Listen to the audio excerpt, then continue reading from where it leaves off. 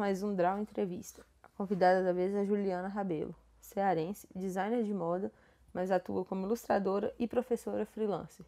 Seus vícios são aquarela e sketchbook. Confira mais um bate-papo bacana que tivemos agora. O seu interesse por desenhar, no qual se lembra, vem desde criança. Você imaginou que um hobby de infância poderia se concretizar em uma profissão? E antes de tornar este hobby profissão, você teve alguma outra profissionalização em mente? Não, nunca pensei que os desenhos que eu fazia quando criança, assim, por diversão mesmo, no futuro iam se tornar a minha profissão. Antes de me tornar ilustradora, e antes mesmo de entrar na faculdade de moda, eu tinha muita vontade de ser arquiteta e designer de interiores, mas aí eu meio que acabei sendo levada para a moda mesmo. Como foi sua trajetória profissional? Você se recorda como foram as suas primeiras demandas? A minha trajetória com ilustração foi super natural, porque eu já desenho desde criança. E aí só fui evoluindo, né, desenhando cada vez mais e tal. Entrei na faculdade, aprimorei a minha técnica, e aí participei de uma bolsa na faculdade que estudava ilustração, então eu consegui aprimorar ainda mais essa técnica. E aí chegou em um momento em que eu achei que o desenho já estava bom o suficiente para ser comercializável, né? E aí coloquei a cara a tapa mesmo e comecei a receber encomenda. Eu não lembro qual foi a minha primeira encomenda, mas eu lembro de uma que foi para um blog, e aí a pessoa queria uma ilustração dela, mas eu tava no começo, eu não sabia desenhar pessoas direito ainda, assim, sabe, com as características dela certinhas e tal, e foi um desastre, porque a menina odiou. Mas depois dessa, assim, eu passei um tempo sem receber encomenda, aí só depois eu tomei coragem pra retomar, e aí as coisas foram melhorando. Como é ser professora freelancer? Quais os desafios dessa profissão? Teve alguma situação especial que você se recorde com algum aluno?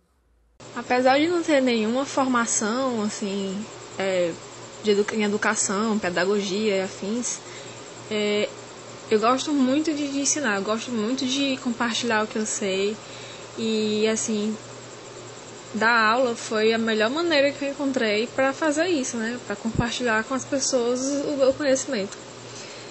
Eu acho que, assim, dificuldade, quando você coloca a palavra freelancer em qualquer coisa, essa palavra é a dificuldade, né? Porque você não tem uma estabilidade, você não sabe se você vai receber um salário bacana no próximo mês, você não sabe se alguém vai te chamar para dar aula e tal. Então eu acho que essa incerteza é a pior coisa, assim, de você ser qualquer coisa freelancer. Eu sempre me apego muito aos alunos, todo final de curso eu fico super emotiva e tal, porque não tem como você não se apegar, assim. Eu gosto de manter um relacionamento muito próximo com os alunos e você acaba se apegando mesmo, não tem como. Mas eu acho que a minha aluna que mais me marcou era uma menina que tinha 12 anos e na turma tinham pessoas com 20 e tantos, 30 e poucos, e ela era a única criança. E ela ficou no curso até o fim, ela não faltou nenhum dia, ela era super dedicada, super comprometida, sabe? E aí, só que ela era muito tímida, ela não interagia muito com as pessoas e tal. E aí no último dia de aula eu faço um questionário de feedback, né, pra saber como é que foi e tal.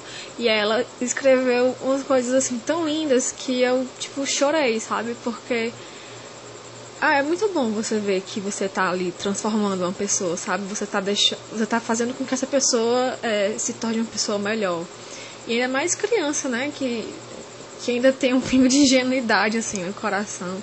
Eu sempre fico muito, muito apegada aos meus alunos que são crianças, assim, porque são as melhores pessoas, sabe? E eu meio que me sinto parte da vida deles depois que o curso termina, sabe? Eu me sinto meio que... Eu gosto de sentir que eu tenho um pouquinho assim de responsabilidade na formação artística deles. Para você, qual o maior desafio para quem vive de arte? Eu acho que tem 2 grandes desafios. O primeiro vem de você, que é a questão da autocrítica, assim. é muito difícil uma pessoa se aceitar enquanto artista, sabe? Essa pessoa reconhecer que que o seu próprio trabalho é bom. É uma coisa que empata muita gente, é uma coisa que dificulta o processo de, digamos assim, de expansão, né, desse artista pro mundo. Acho que a autocrítica é um grande desafio, assim, você conseguir superar o seu próprio bloqueio, sabe? A sua própria sensação de que não tá bom, e você de repente olhar e dizer, agora tá bom e eu vou colocar esse negócio pra todo mundo ver.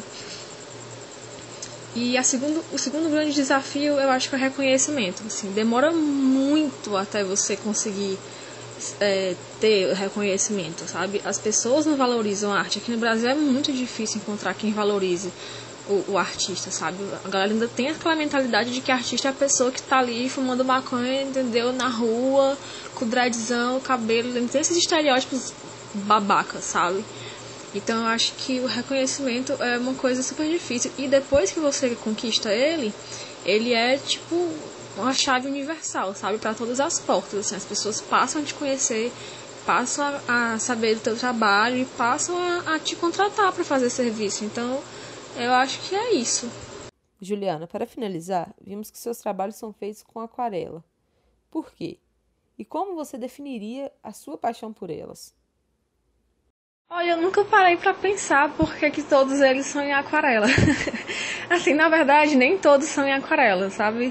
Alguns são em lápis de cor, alguns têm um pouquinho de guache, um pouquinho de colagem, mas sim, a maioria são em aquarela. E eu acho que é porque é a técnica mais difícil do planeta. Então a única maneira aliás, a maneira que mais funciona pra mim, pra eu aprender alguma técnica, alguma coisa, enfim, é eu ficar treinando todos os dias, o máximo que eu puder. Então, assim, eu já estudo aquarela há um tempão, acho que esse ano faz 4 anos que eu estudo aquarela e ainda não consegui dominar a técnica, sabe? Não sei mexer assim com 100% de segurança. De vez em quando eu tô aquarelando e alguma coisa não sai do jeito que eu quero. Então acho que por isso que a maioria são em aquarela, porque é uma maneira que eu tenho de praticar enfim, é isso, é uma maneira que eu tenho de praticar e pra não perder a mão assim na técnica.